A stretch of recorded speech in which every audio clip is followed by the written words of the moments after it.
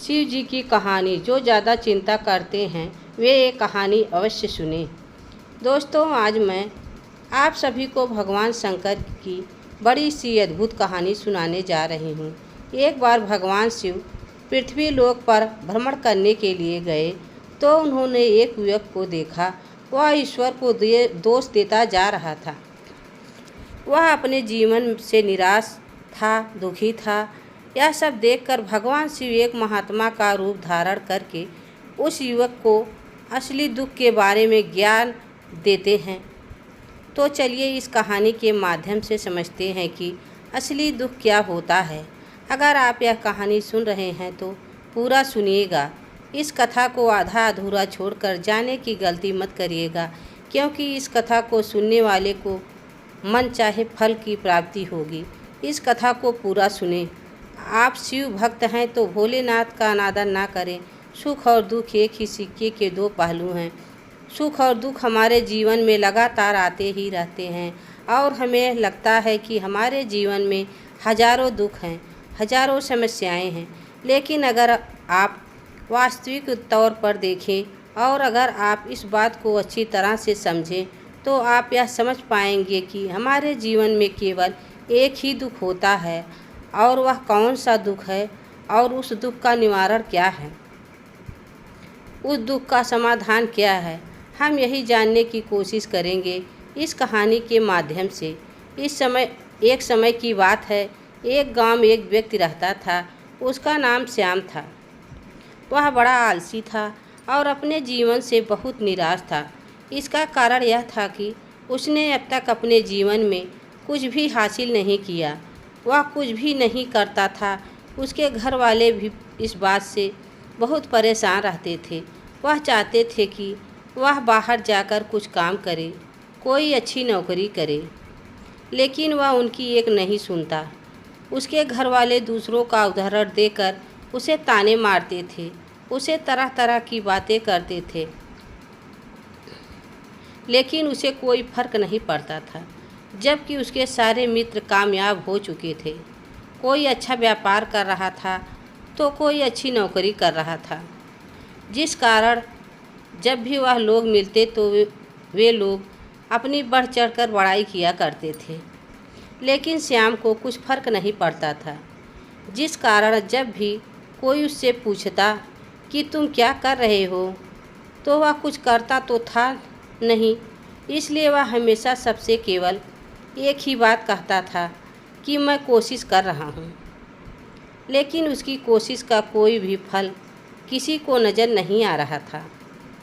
देखते ही देखते अब ऐसा समय आ चुका था। श्याम सभी से मुँह छुपाता रहता था ताकि उससे कोई यह पूछ ना ले कि तुम क्या करते हो। इसलिए वह कभी किसी के सामने भी नहीं आता था।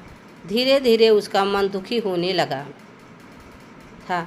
श्याम अब बहुत निराश हो चुका था, रहने लगा था मानो वह धरती पर बोझ है।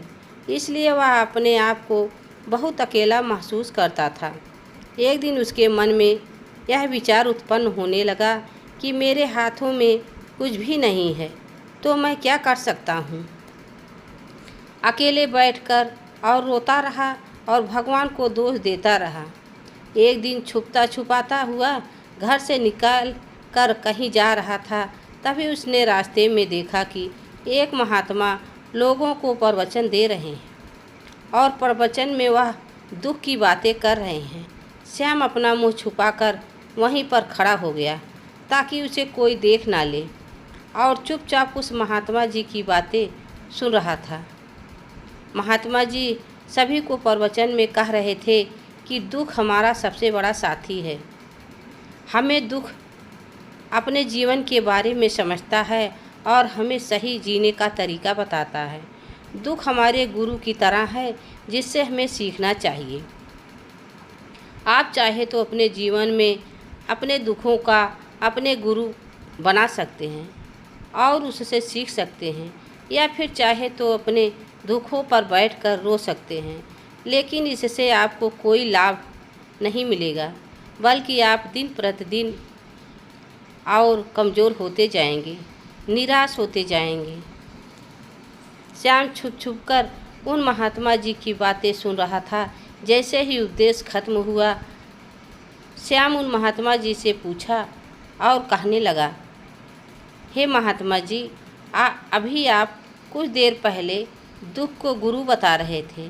आप कह रहे थे कि दुख ही से हमें सीखना चाहिए, हमें उन्हें अपना गुरु बनाना चाहिए। लेकिन मैं भी तो अपने दुखों से परेशान हूँ।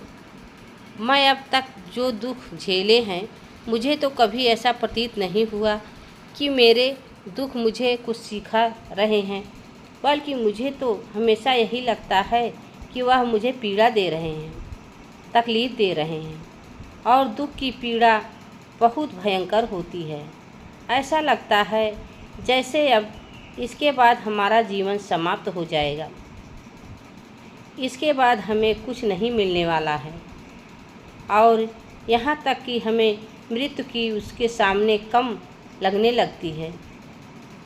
जब लोग ताने मारते हैं, जब लोग यह कहते हैं कि तुम क्या कर रहे हो, तो मन को बहुत ठेस पहुँचती है और मैं उनसे कुछ नहीं कह पाता हूँ। श्याम की बातें सुनकर महात्मा जी कहते हैं, बेटा तुम्हें क्या दुख है और तुम दुख के बारे में ऐसी बातें क्यों कह रहे हो।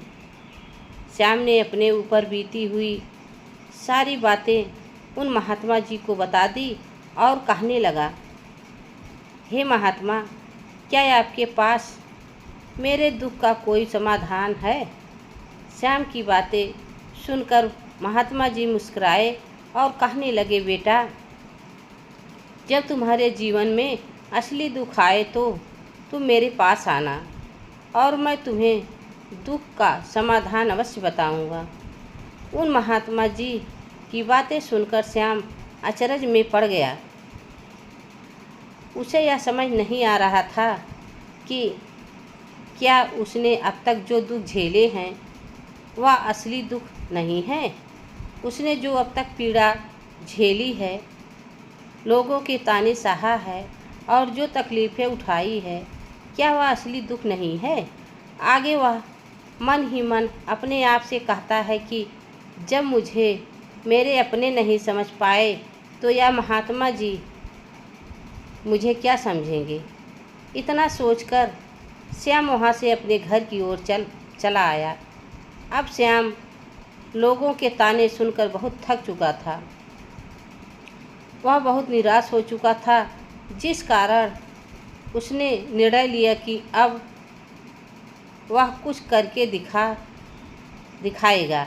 उसने अपने पिता से थोड़ा सा रुपया लिया और उस रुपये से उसने एक व्यापार शुरू किया।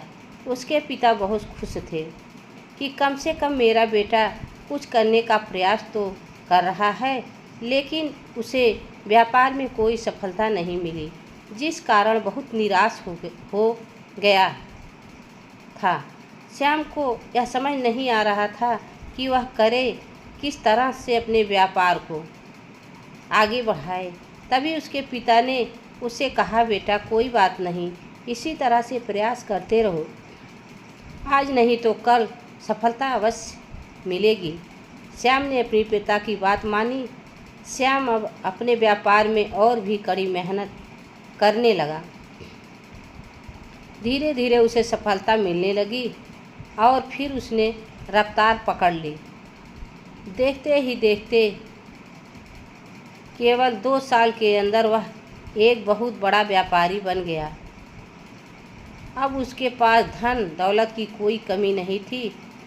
जो लोग श्याम को पहले नापसंद किया करते थे, वही लोग अब उसे पसंद करते थे, उसकी चिंता करते थे, उसके कार्यों की सराहना करते थे। उसके माता पिता भी अपने बेटे से बहुत खुश थे और उसकी सफलता से अत्यंत प्रसन्न भी थे। धीरे धीरे श्याम के मित्रों की संख्या लगातार बढ़ती जा रही थी।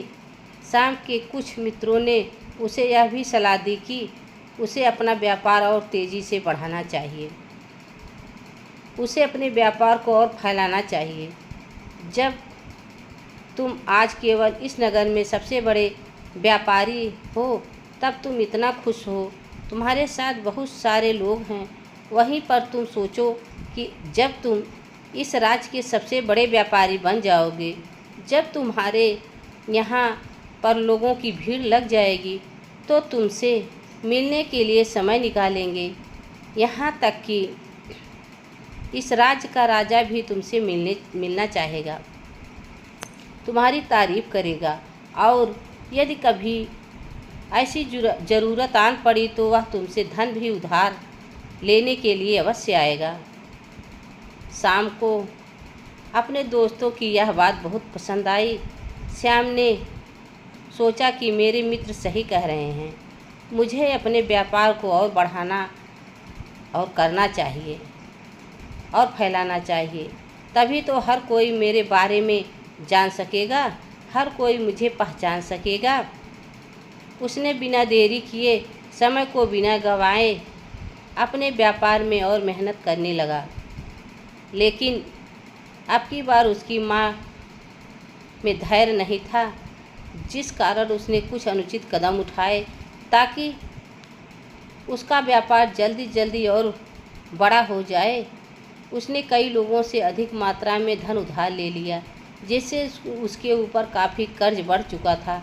और इतना ही नहीं, वह यहाँ पर नहीं रुका, उसने अधिक से अधिक मुनाफा कमाने के चक्कर में अपने माल की गुणवत्ता को भी खराब कर दिया, जिससे अब उसके माल में वह बात नहीं थी रह गई थी जो पहले हुआ करती थी। लेकिन वह अपने मित्रों की बात सुनता रहा, जैसा उसके मित्र कहते थे वैसा ही करता चला जा रहा था। यहाँ तक कि उसने अपने व्यापार को और भी तीव्रता से बढ़ाने के लिए अपने दूसरे छोटे व्यापारियों के खिलाफ षड्यंत्र भी रचना शुरू कर दिया, जिस कारण उसके मन में पहले जैसा वह सुकून नहीं था। उसे अब रातों को नींद नहीं आती थी। अब उसके मन में केवल एक ही विचार रहता, किस तरह से उसका व्यापार पूरे राज्य में फैल जाए और वह इस राज्य का सबसे बड़ा व्यापारी बन जाए। इसलिए वह दिन रात केवल इसी मेहनत में लगा रहता था कि उसका व्यापार जल्दी से जल्दी और बड़ा हो जाए। श्याम के पास नौकर चाकर सभी सुख सुविधाएं थी, लेकिन उसके बावजूद भी उन चीज़ों का लाभ नहीं उठा पा रहा था, क्योंकि उसका पूरा ध्यान केवल अपने व्यापार को और उन्नत पर ले जाना था। एक दिन श्याम एक मार्ग से होकर गुजर रहा था, तभी रास्ते में श्याम को महात्मा का आश्रम दिखाई पड़ा। यह देखकर वह उन महात्मा जी के पास गया और उनसे कहने लगा, हे महात्मा जी, आपने कहा था कि जब मेरे जीवन में कोई असली दुख आए तब मैं आपके पास आऊं। आज इसलिए मैं यहाँ पर आया हूँ। आज मैं बहुत दुखी हूँ। मैं रातों को सो नहीं पाता। मेरे पास सब कुछ होते हुए भी मैं उनका लुत्फ़ नहीं उठा पाता। उसने अपनी सारी बातें महात्मा जी को बताई। महात्मा जी श्याम से कहते हैं, बेटा, जब तुम पहली बार आए थे तभी तुम बहुत दुखी थे, लेकिन तब तुमने अपने दुख से क्या सीखा?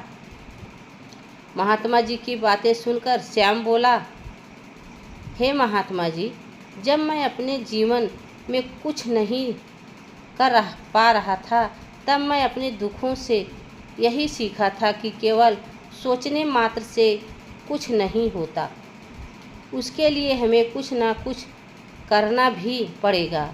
और केवल कोई काम करना ही नहीं सफलता नहीं है, उस काम को उस अंजाम तक पहुंचाना हमें सफल बनाता है। फिर चाहे रास्ता कैसा भी हो, फिर चाहे परिस्थितियों कैसी भी क्यों ना हो, फिर चाहे कितने भी बड़े आपके रास्ते में रुकावट क्यों ना आ जाए, चाहे ऐसा करो ना लगने लगे कि अब हमारे जीवन में कुछ नहीं बचा, हम कुछ नहीं कर सकते, तब भी हौसला बनाए रखो, उम्मीद नहीं छोड़ना चाहिए और अपने कार्य पर डटे रहना चाहिए। यह सोचकर कि जब तक मैं अपने काम को सफल नहीं कर लेता, जब तक मैं अपने लक्ष्य तक नहीं पहुंच जाता, तब तक मैं इस कार्य को करता रहूँगा। मैं इस कार्य में अवश्य सफल होकर रहूँगा, क्योंकि लोग केवल सफल लोगों को महत्व देते हैं, उनके कर्मों को नहीं। श्याम की यह सारी बातें सुनकर वह महात्मा जी कहने लगे, बेटा, जब तुम्हारे जीवन में असली दुख आए तब तुम मेरे पास आना, मैं तुम्हारी समस्या का समाधान अवश्य करूँगा। इतना कहकर महात्मा जी वहाँ से चले गए। श्याम फिर से उनकी बातें सुनकर आश्चर्यचकित रह गया। उसे अभी यह समझ नहीं आ रहा था कि उसने जो तकलीफ़ अभी तक झेली है, क्या यह असली दुख नहीं है। श्याम के मन में अब यह सवाल उत्पन्न होने लगा कि असली दुख क्या है और इसकी पहचान क्या है, और मुझे कैसे पता चलेगा कि इस समस्या में असली दुख में हूँ। लेकिन उसने कुछ नहीं कहा। तभी वह महात्मा श्याम के पास एक बड़ा सा घड़ा लेकर पहुँच जाते हैं। उस घड़े के अंदर सोने के सिक्के थे। उसे घड़े को देते हुए कहा, वह महात्मा जी श्याम से कहते हैं, बेटा, तुम इसे उस पेड़ के नीचे मिट्टी में दबा दो, क्योंकि यह मेरे किसी काम का नहीं है। जब मुझे इसकी ज़रूरत पड़ेगी तब मैं वहाँ से खोद कर इसे निकाल लूँगा, लेकिन अभी के लिए इसे वहाँ पर मिट्टी के नीचे दबा दो। श्याम ने महात्मा जी की बात मान ली और वह घड़ा मिट्टी में दबा दिया।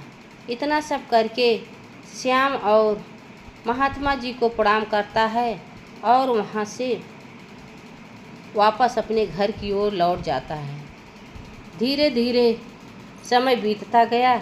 समय के साथ साथ श्याम व्यापार में और भी ज़्यादा उन्नत कर चुका था, लेकिन माल की गुणवत्ता अच्छी ना होने के कारण अब उसके व्यापार में घाटा होने लगा। और धीरे धीरे ऐसा समय आया कि उसका व्यापार पूरी तरह से चौपट हो गया। अब उसके पास कुछ नहीं बचा था। श्याम ने अपने दोस्तों से जो कर्ज लिए थे वह कर्ज भी उसे चुकाने थे, लेकिन श्याम यह सोचकर निश्चिंत था कि उसने वह कर्ज अपने मित्रों से लिया है, जिस कारण वह उन्हें लौटाने में थोड़ी देर अवश्य कर सकता है।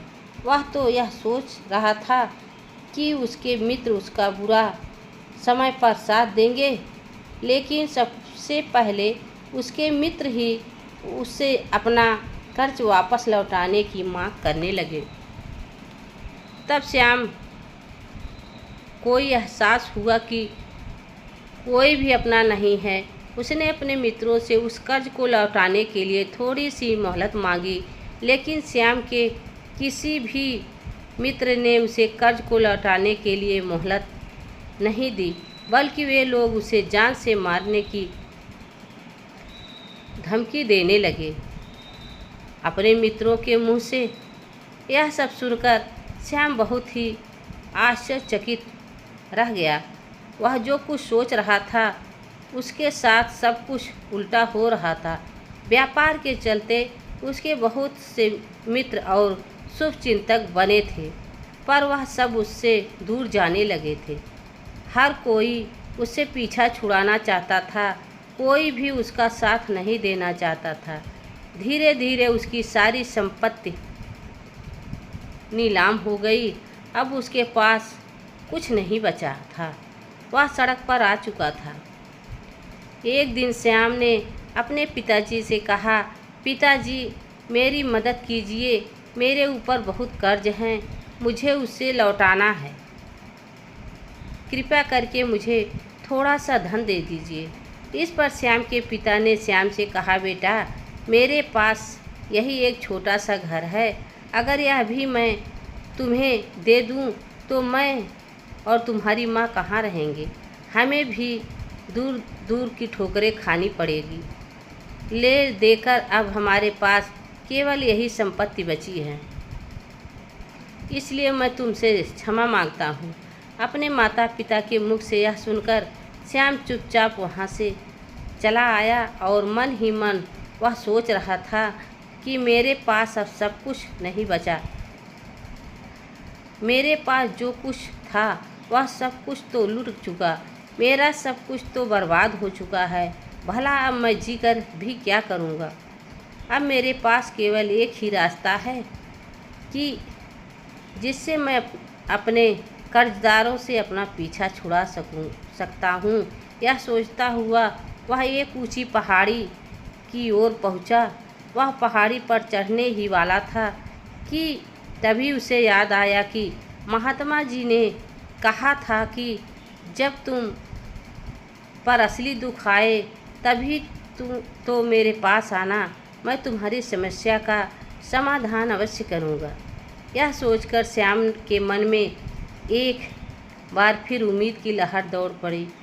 श्याम दौड़ता हुआ उन महात्मा जी के पास पहुँचा और श्याम ने उन्हें प्रणाम करके अपने ऊपर बीती हुई हर बात उन्हें बता दी और कहने लगा, हे महात्मा, आपने कहा था कि जब मेरे ऊपर असली दुख आए तब आप उसका समाधान अवश्य करेंगे। तभी वह महात्मा जी श्याम की इस बात को सुनकर मुस्कुराने लगे और कहते हैं, बेटा कहाँ है? इसलिए तो जब तुम्हारे जीवन में असली दुख आएगा तो मैं उसका समाधान अवश्य करूँगा। उन महात्मा जी के मुख से यह सुनकर श्याम के सब्र का बाँध टूट गया और श्याम ने महात्मा जी से कहा कि क्या मैं आज तक जो भी दुख झेला है, जो भी तकलीफ़ झेली है, क्या यह दुख नहीं है? क्या इसे दुख नहीं कहते? तभी वह महात्मा श्याम से कहते हैं, हे बेटा, पहले तुम मुझे यह बताओ कि तुमने अपने दुख से क्या सीखा है। इसका जवाब देते हुए श्याम ने उस महात्मा से कहते हैं कि हे महात्मा, मैं तो यही सीखा है कि जो लोग तुम्हारी तरक्की से तुम्हारा पीछा करते हैं वह लोग अवश्य तुम्हें धोखा देंगे, क्योंकि ऐसे लोग बुरे समय पर तुम्हारा साथ नहीं देने वाले बल्कि तुम्हारा फ़ायदा उठाने का ही वह प्रयास करेंगे। इसलिए ऐसे लोगों का भरोसा ना करें, बल्कि जो लोग तुम्हारे असफलता के समय पर, तुम्हारे पूरे समय पर तुम्हारे साथ खड़े हैं, वही तुम्हारे असली मित्र हैं और वही तुम्हारे साथ रहते हैं। और ऐसे लोग तुम्हें बहुत कम मिलते हैं। जिन्हें भी ऐसे लोग मिलते हैं उन्हें हमेशा उनकी कद्र करनी चाहिए। जब तुम कोई कार्य कर रहे हो तो उसे पूरी ईमानदारी से करो, क्योंकि ऐसा करने से तुम्हारे साथ ही बुरा होगा और तुम हमेशा नुकसान में रहोगे। श्याम की यह सारी बातें सुनकर महात्मा उस घड़े के पास चले गए जहाँ उस घड़े को उन्होंने मिट्टी में दबाया था। उन्होंने गड्ढा खोदा हुआ महात्मा श्याम के हाथ में घड़ा थमाते हुए महात्मा जी ने श्याम से कहा, ले लो, अब से तुम अपना काम चलाओ और जब तुम्हारे जीवन में असली दुख आए तब तुम मेरे पास आना, मैं उसका समाधान अवश्य करूँगा। श्याम महात्मा जी की बात सुनकर आश्चर्य में पड़ गया। उसे यह समझ नहीं आ रहा था कि आखिर यह असली दुख क्या है, लेकिन उसने अपने हाथों में पड़े उस घड़े को देखा जिसके अंदर सोने के सिक्के थे। यह देखकर उसे मन ही मन क्या लगा कि चलो अब तो थोड़ी सी राहत अवश्य हो जाएगी, मैं अपने मित्रों का वह कर्ज लौटा सकूंगा और एक नया व्यापार भी फिर से आरंभ कर सकूंगा। यही सोचते हुए श्याम ने उन साधु महात्मा को प्रणाम किया, उनका धन्यवाद किया और वहाँ से चल पड़ा। श्याम ने सोने के सिक्कों से सभी का कर्ज लौटा दिया और अपने लिए एक बार फिर से नया व्यापार शुरू किया। व्यापार छोटा था, लेकिन अब की बार श्याम बहुत खुश था। उसने अपने व्यापार पर काम किया और देखते ही देखते एक बार फिर से वह एक बड़ा व्यापारी बन गया। लेकिन अब की बार बहुत खुश था, क्योंकि इस बार उसने कोई लालच नहीं किया, ना ही किसी के लिए षड्यंत्र रचा, बल्कि उसने पूरी ईमानदारी और मेहनत के साथ अपने व्यापार पर काम किया। लेकिन जैसे जैसे आप धनी होते जाते हैं, जैसे जैसे आप अमीर बनते हैं, आपके मन में एक डर और उत्पन्न होने लगता है, और वह डर है अपनी दौलत को दान देने का, जिसके कारण आप लोग दान पुण्य करना शुरू कर देते हैं, लोगों की मदद करते हैं, ताकि आपके जीवन में कभी कोई दुख ना आए। लेकिन यह जीवन दुख और सुख का संगम है, जिस कारण हर किसी को सुख और दुख से होकर गुजरना ही पड़ता है। इसी वजह से एक बार फिर से श्याम के जीवन में एक और दुख का आगमन हुआ। अब की बार उसके माता और पिता दोनों की मृत्यु हो गई। श्याम अपनी माता पिता से बहुत प्रेम करता था, इसलिए उसके मन को बहुत गहरा घाव पहुंचा। जब आखिरी बार वह उन्हें देख रहा था, तो उसके मन में हजारों सवाल उत्पन्न होने लगे। उसने सोचा कि जिस संपत्ति के लिए वह हमेशा लड़ते झगड़ते रहते थे, आज उसकी देखभाल के लिए कोई नहीं था। उसके माता पिता ने जो भी मेहनत की, जो भी अपने जीवन में इकट्ठा किया, सब यहीं रह गया। लेकिन अब सब कुछ खत्म हो चुका था। श्याम का मन अब बहुत बेचैन हो रहा था। उसके मन में हजारों सवाल उत्पन्न हो रहे थे, और वह अपने आप को बहुत अकेला महसूस कर रहा था। उसे बहुत खालीपन महसूस हो रहा था। उसने इधर उधर देखा, लेकिन उसे कुछ समझ नहीं आया। तभी उसे उन महात्मा जी की बात याद आई। वह तुरंत ही भगवान भागकर उन महात्मा के पास पहुंचा। उसे देखते ही उन महात्मा ने श्याम से पूछा, क्या बात है बेटा, कोई फिर से दुख पड़ा है क्या? तभी श्याम ने कहा, नहीं गुरुदेव, अब तो सब ठीक है, लेकिन आज मेरे माता पिता की मृत्यु हो गई और मैं बहुत अकेला महसूस कर रहा हूँ। मैं बहुत दुखी महसूस कर रहा हूँ। महात्मा जी श्याम से कहते हैं, बेटा, इसमें दुखी होने वाली क्या बात है? यह तो जीवन है, यहाँ पर कोई भी रहने नहीं आया है और ना ही कोई रहेगा। हम सब एक ना एक दिन मृत्यु को प्राप्त हो ही जाएंगे, और मृत्यु कब आएगी यह किसी को नहीं पता। हो सकता है कि तुम्हारी मृत्यु कल ही हो जाए। मैं तो अभी जवान हूँ और मुझे तो अभी अपनी पूरी उम्र जीना है। मैं तो कुछ करना चाहता हूँ, और आप कह रहे हैं कि मैं अभी मृत्यु को प्राप्त हो सकता हूँ। मृत्यु कभी किसी की उम्र देखकर नहीं आती, और ना ही किसी को बता कर आती है। सारी बातें सुनकर श्याम और भी ज़्यादा बेचैन हो गया, और वह चुपचाप वहाँ से चला आया। उसके माँ का वह खालीपन अभी वैसे ही था। श्याम अपने आप को बहुत अकेला महसूस कर रहा था। उसके बाद उसका मन अपने व्यापार में भी नहीं लग रहा था।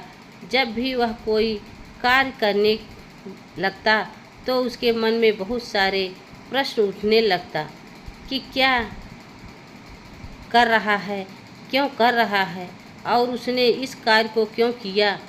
उसके मन में अभी एक और प्रश्न उत्पन्न होने लगा था कि क्या हम यहाँ पर केवल इसलिए आते हैं कि इस जीवन को भोगे और एक दिन मृत्यु को प्राप्त हो जाए। जीवन का असली मतलब क्या है? उसने कई विद्वानों से पूछा, अपनी तरफ से जो मुमकिन हो सकता था खोज भी की उनकी, लेकिन उसे कोई संतोषपूर्ण जवाब नहीं मिला। पा रहा था और जब उसे कोई जवाब नहीं मिला तो उसका दुख और भी बढ़ गया, जिस कारण उसके मन की बेचैनी और भी बढ़ चुकी थी और उसे यह समझ नहीं आ रहा था कि वह क्या करे, कहाँ जाए, किससे पूछे। तभी उसे फिर से उन महात्मा जी की याद आई।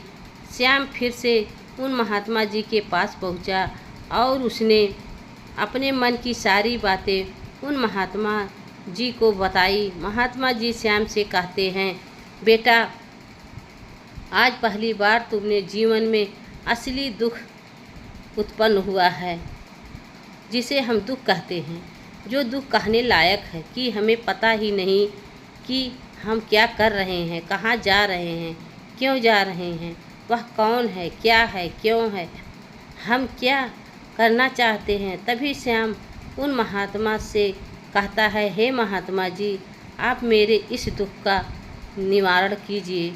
महात्मा जी श्याम से कहते हैं, हम सबके अंदर क्रोध, लालच, लोभ जैसी कई वासनाएं हमारे अंदर घर कर जाती हैं, जिस कारण हम अपने जीवन को टुकड़ों में जीते हैं और हमारी चेतना कभी एक नहीं हो पाती। हम कभी एक जगह सोच नहीं पाते, समझ नहीं पाते और हमारी ऊर्जा शक्ति भी पूरी तरह छिन्न भिन्न हो जाती है। आजकल के ही दौर में हमारे पास तो इतनी भी समय नहीं है कि हम एक पल निकाल करके एक पल के लिए मुड़कर अपने आप को देख सके, अपने आप को समझ सके कि वास्तविकता क्या है। हर कोई यहाँ पर अपने जीवन भर केवल दुख दुख कहकर चिल्लाता है। उसका समाधान निकालने का प्रयास करते हैं, लेकिन जिसे हम दुख समझते हैं वह तो दुख है ही नहीं, तो इसका समाधान आपको कहाँ से मिलेगा। या तो परिस्थितियाँ हैं जिसके कारण हम अपने आप को दुखी समझते हैं, अपने आप को तकलीफ़ में समझते हैं। जैसे ही हम एक परिस्थिति से निकलते हैं, हम किसी दूसरी स्थिति में फंसकर रह जाते हैं। जिस प्रकार हम पहले समस्या का सामना करते हैं, उसी प्रकार हम दूसरी समस्या का भी सामना करते रह जाते हैं। और जब हम इन परिस्थितियों से हार मान लेते हैं, जब हमें लगता है कि हमारे सामने कोई रास्ता नहीं बचा, तब हमारे सामने हमें केवल एक ही रास्ता नज़र आता है और वह है मृत्यु। लेकिन यह कोई समाधान नहीं है, यह कोई रास्ता नहीं है। इसलिए यदि आप सचमुच अपनी समस्याओं का समाधान चाहते हैं तो अपने आप को इकट्ठा करना सीखें, अपनी ऊर्जा को इकट्ठा कीजिए और अपने ऊपर ध्यान लगाकर मृत्यु से पहले अपने आप को पहचानो, अपने आप को बिखरने मत दो। तभी श्याम उन महात्मा जी से कहता है, हे गुरुदेव, क्या फिर हमें इस जीवन को नहीं जीना चाहिए? क्या हमें अपनी इच्छाओं को पूरा नहीं करनी चाहिए? महात्मा जी श्याम से कहते हैं, बेटा, हमें किसी से भी लगाव नहीं रखना चाहिए, हमें अपनी इच्छाओं को मार देना चाहिए, हमें ज़्यादा संपत्ति इकट्ठा नहीं करनी चाहिए, क्योंकि हम मनुष्य की इच्छाएं, कामनाएं ऐसी होती हैं जैसे मानव की एक पर्वत से गिरता हुआ झरना, जिस पर किसी का नियंत्रण नहीं है सिवाय देखते रहने से और परेशान होने के लिए। लेकिन जब तुम अपने ऊपर ध्यान देने लगते हो, तब तुम अपने आप को पहचान जाते हो, समझ जाते हो, तब तुम इस पर नियंत्रण पा सकते हो। तब इच्छाएं भी तुम्हारे बस में होती हैं और यदि तुम चाहो तो इन इच्छाओं को पूर्ति अवश्य कर सकते हो। महात्मा जी की यह सभी बातें सुनकर श्याम ने महात्मा जी से कहा, हे गुरुदेव, आपका बहुत बहुत धन्यवाद।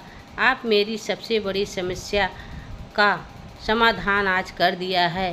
मैं आज से अपने आप को एकाग्रचित करूँगा।